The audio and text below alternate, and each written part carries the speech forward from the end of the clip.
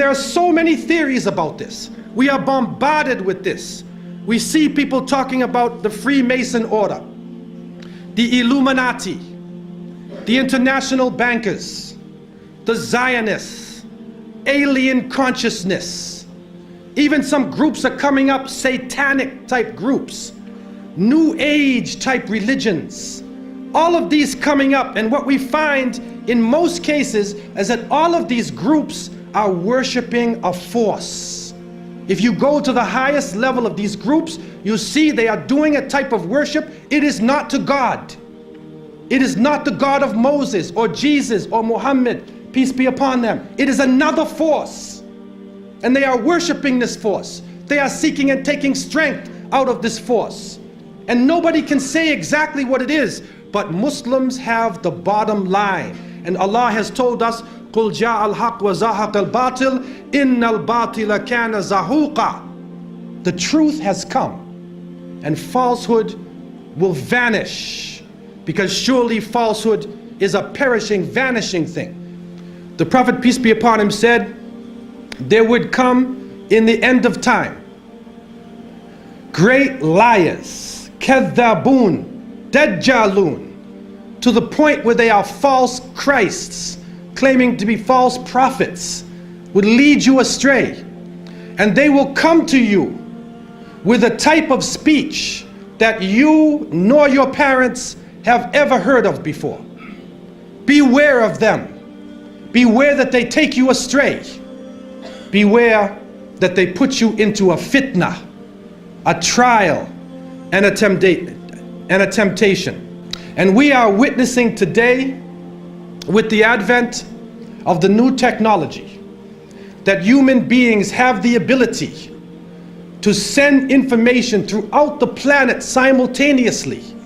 We have the ability to witness events here in Australia that could be happening in other parts of the world. In Europe, we could witness these events.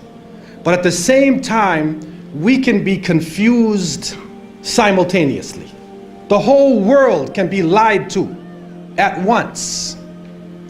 And they have the ability to twist around, to develop, to put together images and sounds, and to develop this story, which, although it is not true, appears to be true.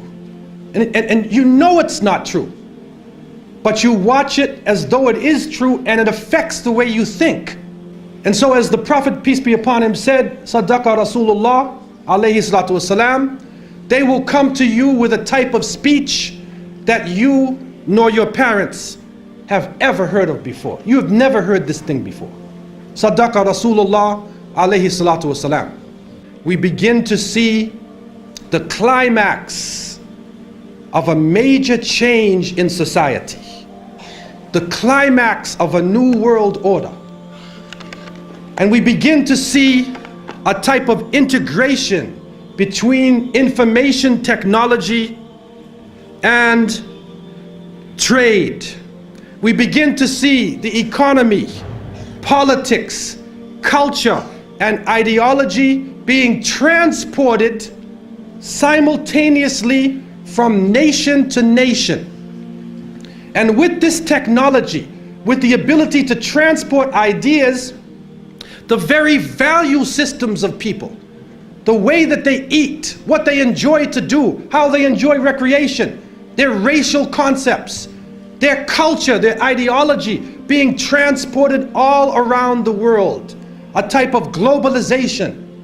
And with this boom in the information technology, and with this major event that takes place, now it comes to a culmination, and it starts to reach a high point.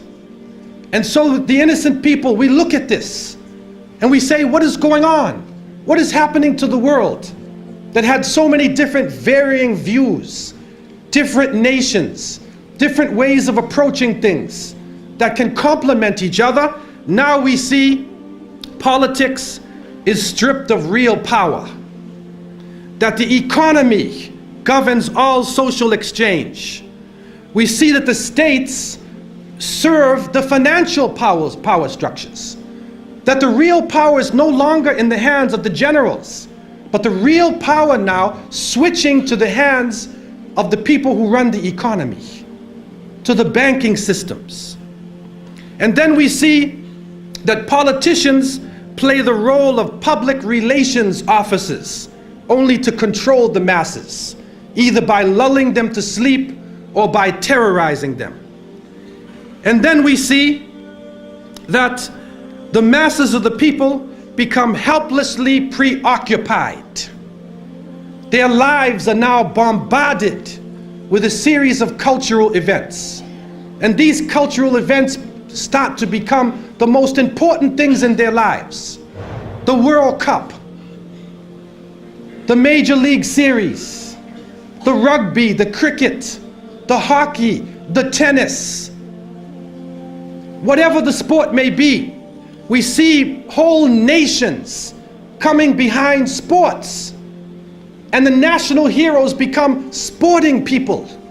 Even in Saudi Arabia, even in our own Muslim countries, the national heroes are now the soccer players. Who kicks the little ball inside of a net? He becomes the hero of the nation when people are dying on the ground. But yet we become preoccupied with this. And it becomes a type of indoctrination happening to us. And with the use of powerful music playing on our emotions, with videos now being taken to the furthest extremes in the planet, people's thinking processes are changing. People are now in love with the superheroes, even confused about their own identity, trying to change themselves, change the color of their hair, change their eyes, change the way they dress, change the way they talk, on a global level. And then we see drug addiction reaching a point that humanity has never seen before. And after traveling to over 36 countries, looking at the Muslims and being with them, I have found that in all of the communities that the young people are being confused with drugs. It is pouring into our countries. No matter what form it takes, cocaine, LSD, psychedelic, depressants, put you up, put you down, confuse you, but create a false world and give you a false dependence so that you become dependent on the chemical. You forget about Allah. Your God becomes the pusher. Your God becomes the chemical. And so creating this dependency amongst the masses of the people. And then we see lethal social diseases being spread. And it is said that in Southern Africa, and Allah knows best what this really is, but they say that in some parts of Southern Africa, 1 out of every 4 people is HIV positive. It has reached this level. Now, whatever this HIV is, there's a lot of theories. Whether it is some germ warfare, whether it is something passed through homosexuality, whether it is a type of corruption. What some doctors have even said is that your immune system can break down by a number of factors. Not only a virus that they had never really located and shown us what it looks like, but the immune system can break down from malnutrition, from tuberculosis, from forms of malaria. And they've listed almost 40 ways that your immune system can break down, and if you take a test, you will be considered HIV positive. But whatever it is, it's killing us. It's killing us in large numbers. Then we see the planet malfunctioning. We're supposed to be rising in technology. Our life is supposed to be getting better, but the very planet that is created in order to serve us is malfunctioning. The air is becoming polluted. The water is becoming polluted. The animals are dying. They are cutting down the rainforests. They are destroying forms of life. And now we are getting strange forms of cancer. Other diseases, other lumps and tumors and things popping up in our bodies that we have never seen before. And it is happening all over the planet. And so what is happening in front of us? When people begin to speak out, when they try to protest what is going on, even in a legal way they are protesting, they find themselves either swamped with false information coming out of the technology, or they find themselves terrorized. They find themselves in a state of fear. And so when the events happen, as September 11th, the world changes. Those who are connected to the electronic technology are put into a state of fear, and images are being placed in front of their eyes as the images were before, and these images are connected to the geopolitical situation. Don't be fooled.